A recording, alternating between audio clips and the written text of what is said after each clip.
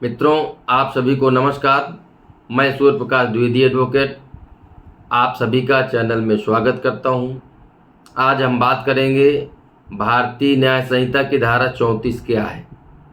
मित्रों, बीएनएस की धारा 34 यह कहती है कि यदि कोई व्यक्ति आप पर हमला करता है तो आप अपनी आत्मरक्षा के लिए उस पर हमला कर सकते हैं।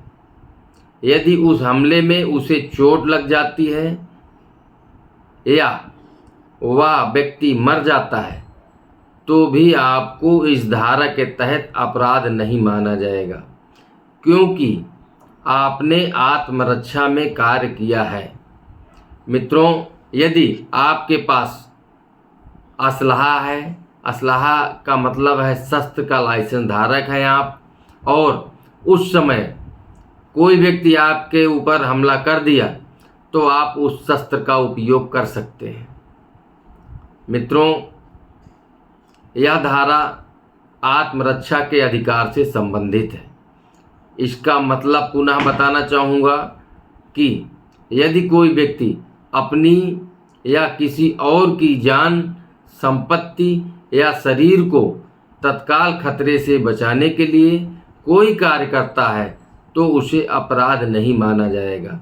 यह धारा निजी प्रतिरक्षा के अधिकार को मान्यता देती है और इस अधिकार के प्रयोग में किए गए कार्यों को कानूनी संरक्षण प्रदान करती है। मित्रों, बीएनएस की धारा 34 भारतीय दंड संहिता यानी आईपीसी की धारा 96 से 106 तक के प्रावधानों को प्रतिस्थापित करती है, जो आत्मरक्षा के अधिकार से संबंधित है।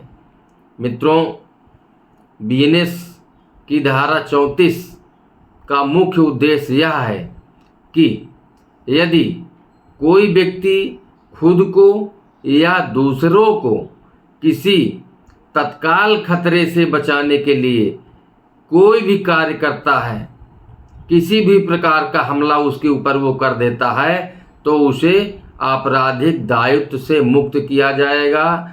अपराध उसके ऊपर कुछ नहीं बनता है, अपराधी नहीं माना जाएगा। यह ध्यान जरूर रखना है आपको कि यह अधिकार केवल आत्मरक्षा के लिए है और इसका दुरुपयोग नहीं किया जा सकता है। अत्यधिक बल का प्रयोग या पूर्व नियोजित इरादे से किया गया कोई भी कार्य इस धारा के तहत कवर नहीं होगा। मित्रों,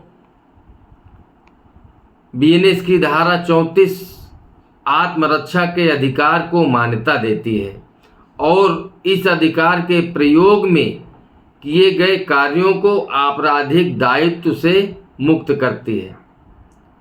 यह आपको अवश्य ध्यान रखना चाहिए। उदाहरण के तौर पर फिर मैं पुनः बता दे रहा हूं कि यदि कोई व्यक्ति आप पर हमला करता है तो आप अपनी आत्मरक्षा के लिए उस पर हमला कर सकते हैं।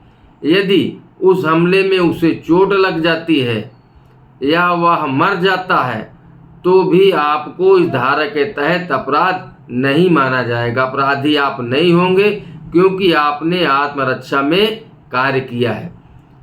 मित्रों, यह वीडियो आपको अच्छी लगे तो आप लाइक करिएगा, शेयर करिएगा, तथा जो मित्र चैनल को सब्सक्राइब नहीं किए हैं, आप इसी प्रकार कानून की नई नई जानकारी लेते रहने के लिए चैनल को सब्सक्राइब जरूर कर लें।